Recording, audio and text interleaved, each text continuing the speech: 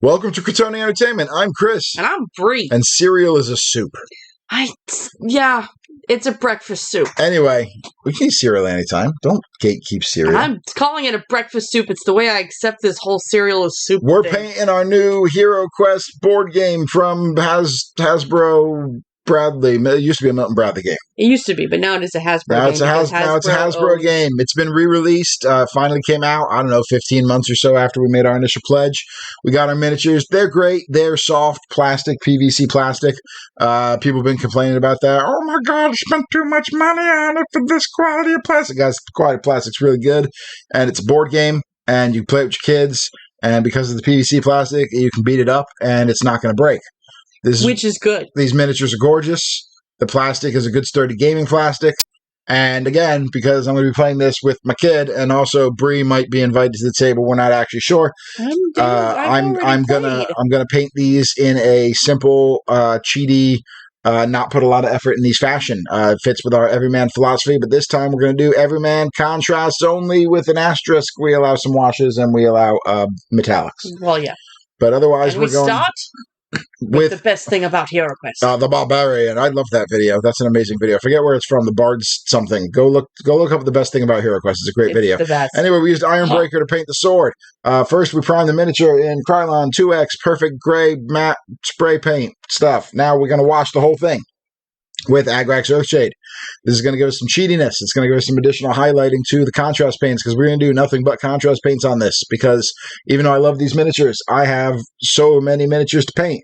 And these are going to be constantly grumbled on by a 7-year-old and probably to a lesser extent a 2-year-old. And also Bree is going to be allowed to touch them eventually. I've already touched and played this game. We're doing just a really quick and easy all contrast paints with an asterisk paint job. You gotta highlight these muscles, these rolling barbarian muscles. They're gonna highlight themselves. The rippling bulges. Is that what we called them before? Bulges, is that what we called them previously? Look at these. Look at these. This guy's got more pecs than an angry chicken fight. I don't know what to do with that. I do not know what to do with that. More pecs than a cereal is a soup. No. Anyway, we did the Agrax Earthshade all over the place. On the Guillermin flesh. You know what? It's the word flesh. I don't like it. Flesh. I don't like it. Moist. Yeah. No, see. Flesh. Look, I'm painting off camera. Here I'm back. Okay. Oh, there he is. We're back. Gotta paint the toesies. We gotta paint the toes. He's got like these sandals on. He's like so delicate. He's got these delicate sandals. He didn't want to hurt the bottom of his feet when he was running across rocks. But he's got like the thong style. He's got like the thong style there with the one between the two toes. That's just gonna make him angry. Well, that's why he needs to. That's why he's a barbarian. That's not comfortable for storming a castle and killing orcs in. That's why he's a barbarian. I would know. What? What? So anyway, we played HeroQuest. We played it last week. It was really fun. I've played HeroQuest a lot in my past, so the first quest book looks almost identical. They may have changed something here and there, but if they did, I couldn't notice it with my rusty iron trap of a memory. So anyway, we played it last week. It's a real simple game. If you never played HeroQuest, I don't know if you can buy this yet. I don't know if it's on store shelves yet. I know they're fulfilling it. It's coming out on store shelves. You can buy it. There's a quest book by Joe Manganiello. I don't know if you're going to be able to buy that one. That came as part of the Hasbro Pulse Give bonus. it time. It'll be on eBay. Joe Manganiello made a quest book. I don't know what's in it. I didn't read it yet. I'm not going to read it. I'm going to try to trick Bree into hosting that one so I can be the hero and fight Joe Manganiello's imagination. It's the only part of Joe Manganiello that I might have a chance at fighting. That's legit.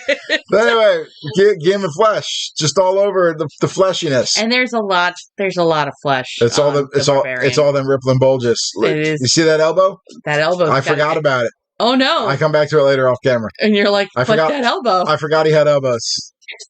I mean, I don't. Oh, look, we're going. Flesh tears red. I did his butt flap red. You know why I did his butt flap red? Because our 7-year-old likes to play the Barbarian the most. Yes. And our 7-year-old has a bizarre obsession with the color red. He loves it. It's his favorite color. So we did the Flesh Terrors red just because it's kind of darker. Kind of makes him look like a generic Barbarian, but it doesn't matter because he's our generic Barbarian. I call him Bob. No. Barbarian. Barbarian. God. Oh. We also got a woman version in our Hasbro Pulse bonus. I'm going to call her Barbarian. I don't like you anymore. That's fair. I don't. That's fair. So HeroQuest is a really simple game. You have a dungeon master. He holds the screen where he holds a map control. They hold the screen. Why you gotta be all making it a he? It holds the screen. Yep. The DM. The DM plays the role of Zargon, and Zargon identifies as male. Yeah, it's true. So that's a fair. There we go. That's a fair pronoun. There's a fair pronoun use. So we're going with that probably. We can say it from the pit. I mean, remember it from the pit? I do remember it from the pit. I guess Zargon at this point has ascended to such dangerous levels of corruption through the chaos powers that are swirling. The dread powers. It's not chaos powers anymore. Yeah, it's not chaos. So anyway, the Zargon bro has a screen where he does things behind it and sets up the board as the heroes travel around, rolling red dice and rolling threes to move because Bree is terrible at rolling dice. Oh my god, poor dwarf. And it's a good game. You roll dice. They got little skulls on them, and little shields, and you kill things. You find treasure, and your heroes die. And it's actually kind of brutal because it's based on a game from the 80s. You know what? And in the 80s, they were okay with people dying. Yeah. All right. So Apothecary White, we're making some dirty fur. So he's got like these furs sticking out of his non boots. He like overly wrapped his shins, despite the fact that he's wearing sandals. Well, listen, when you're walking through brambles and stuff... I'm not sure of his fashion aesthetic. I don't know who his fashion guru was. It's brambles. Call Tim Gunn. Who's Tim Gunn? Oh. Tim Gunn's the guy from that one show, right? That guy from Nailed it. Nailed it. So more interesting about HeroQuest. We kind of referenced this already. Still doing the white here. Yep. HeroQuest was originally based in the Warhammer world. Yes. Because it was a kind of combined effort between Games Workshop and Hasbro. No. And Milton Bradley. And it was actually Citadel Miniatures, which was a subsection of Games Workshop before it just became a brand of Games Workshop. But they kind of made the minis, and Milton Bradley kind of made the board game. Eventually, Games Workshop and Milton Bradley kind of went their separate ways after doing a couple of expansions, and Games Workshop made a game called HeroQuest, which kind of piggybacked off of it. Here's my really dirty snake bright leather contrast. This is going to be for all of the wrappings that are not the belt. So we're just going to do this around the shins and around the wrists. So they kind of went their separate way. Games Workshop made their Warhammer Quest, and then I think they made something called actually Advanced Warhammer Quest. And then eventually they retired that, and it's come back in its new form, which is it's okay. I mean, honestly, all the Warhammer Quests games they're okay. They're nothing that makes you go, oh my god, I can't wait till the next session. But if somebody said, hey, let's play a session of it, you wouldn't really say no. Yeah, I mean, it's a good filler game. It's fine enough. I want to play an adventure game, but I don't want to put a lot of effort into it. I mean, it's okay. But HeroQuest is a ton of fun. I don't know why. It still uses the 80s mechanics. It does. I'd blame it on nostalgia, but our 7-year-old loves it. But anyway, it was set in the Warhammer world, and it was talking. The kind of overarching storyline was kind of about a chaos Everchosen rising and invading the Empire. And the Emperor himself was in hiding, and that's one of the plots of the expansion quest. Anyway, TERRADON Turquoise. There's no particular reason I picked this one other than on his left arm back here, where I realized he has an elbow. He's got some kind of cloth wrapped around his arm with a strapping over it. I assume it's his hanky. He went to a medieval fair, and that's the favor he got from the knights that he was watching. There we go. Well, I just kind of picked this color because I thought it would just be a nice popping color. There you go. It's not, because a lot of this is predominantly... Now he looks like Santa. Yeah, like that. A lot of this is going to be predominantly browns with some reds splashed out, so it's kind of nice to have this greenish turquoise color kind of floating in there. What's interesting about a lot of these colors, so we're going to do CYGOR brown for his thongs. Get your mind out of the gutters, guys. That's what he wears under that butt flap. He wears nothing. He's too manly for underwear. Boxers and briefs. None. The breeze. The breeze. Not the breeze. The breeze. I bet Nicolas Cage doesn't wear underwear. Why? Why? Nicolas Cage is a soup. Why? So anyway, Gore Grunta Fur. This is for leather bindings and whatnot, which in this case would be mostly the belt. And then there's a couple little leather bindings. Oh, excuse me. Yep. Like wrapped around. So Bree hears me yawn, and she doesn't immediately jump in and say something. What am I going to say? You were literally mid-sentence. You are a terrible co-host. You were mid-sentence. No, Bree, no.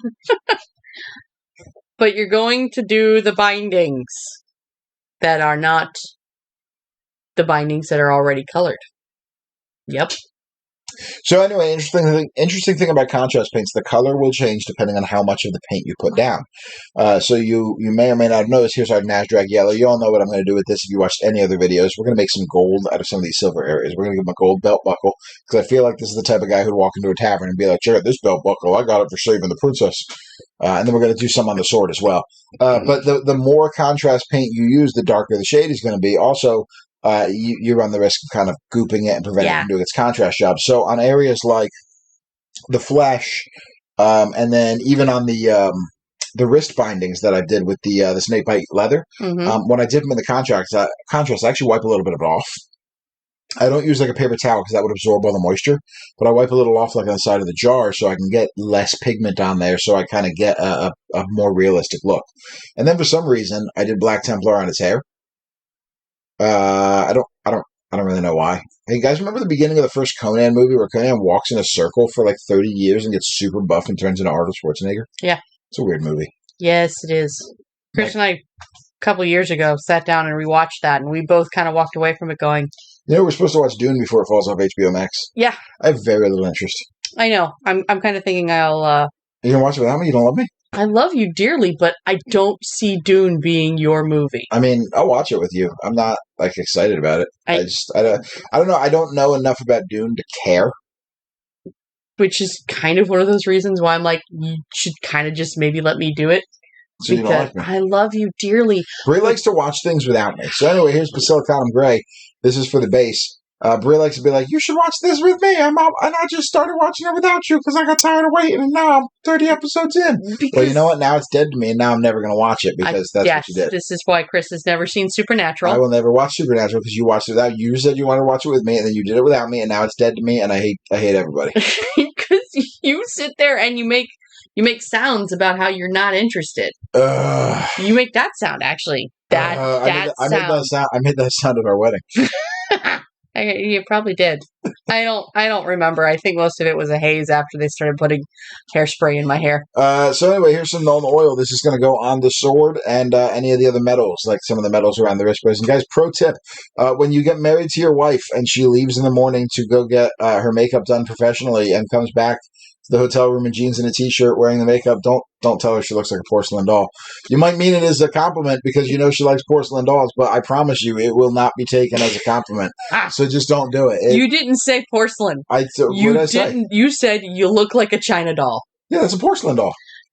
That's what we were calling when I was growing up. Actually, no, it occurs to me that what we were calling when I grew up is probably a little racist. Maybe I shouldn't call them that. No, they actually were made of China. Oh, okay.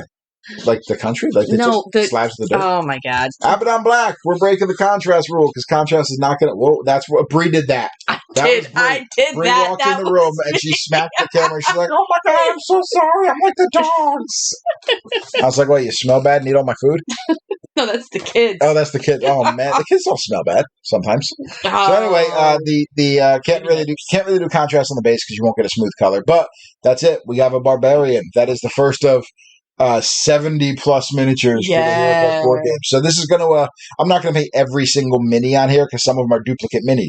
Right. But I'll probably paint one of every sculpt on here. I mean, and we're probably going to do a lot of them using different contrasts. So a lot of this videos are going to be more showcasing these minis and making bad jokes and kind of showing you possible color combinations. There's not going to be a lot of true tech in the HeroQuest series, but there's some really cool stuff on here that's absolutely worth seeing. It'll be good eye candy. So like and just like those rippling bulges. So like and subscribe for more content. Hit the bell button for notifications, and we will see you next time. Bye. Enjoy.